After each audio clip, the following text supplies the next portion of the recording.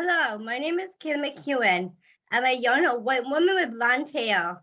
I am wearing a blue shirt sitting in front of a white background. I am the manager of Grassroots Advocacy at the National Down Syndrome Society, also called NDSS. I am the first registered lobbyist for Down syndrome, and I want to thank the Office of Civil Rights at the Department of Education for inviting NDSS to speak here today and updating the Section 504 regulations. Section 504 of the Rehabilitation Act of 1973 is crucial and foundational civil rights law in our country for individuals with disabilities. The protection it creates for students with disabilities is equally important.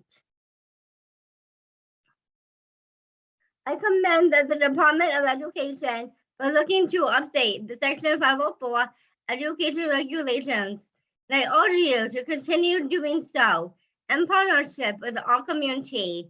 Nothing about us without us. Today, I would like to make 3 recommendations to ensure individuals with Down syndrome, like myself, are respected, supported, and protected by Section 504 regulations. The first recommendation to the department is to update the language in Section 504 to be consistent with the language found in the American with Disabilities Act, ADA. I am a woman with Down syndrome, but I am so much more.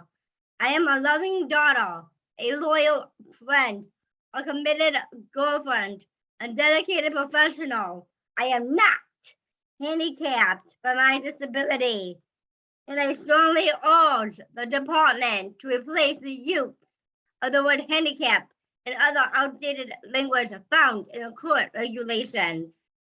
The second recommendation is to strengthen the support for students with disabilities in higher education.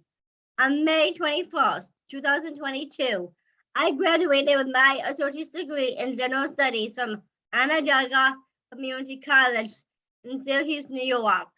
I am one of very few individuals with Down syndrome in the world who have received an associate's degree from a post-secondary institution.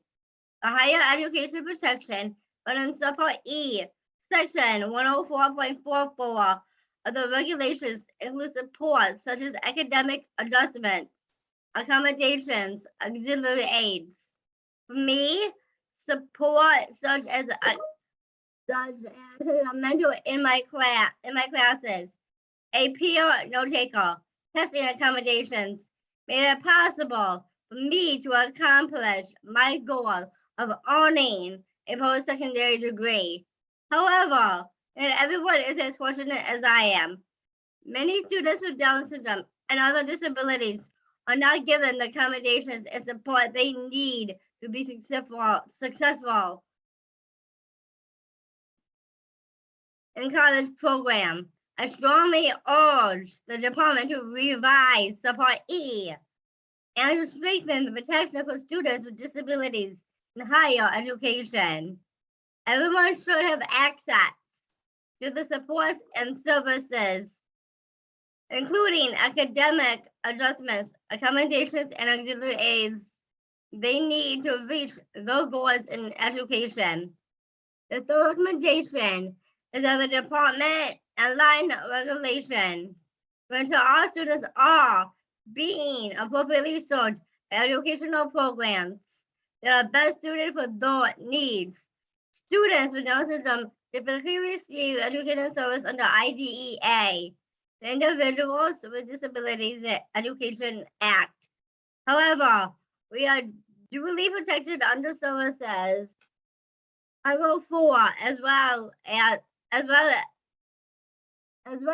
It's important to keep in mind that Section 504 protects a large and diverse population of students with many different abilities.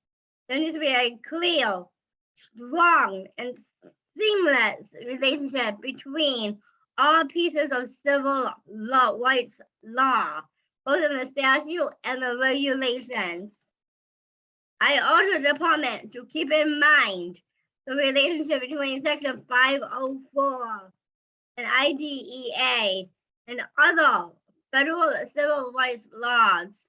Thank you again for giving me the opportunity to speak today, for your work in creating strong protection for students with disabilities.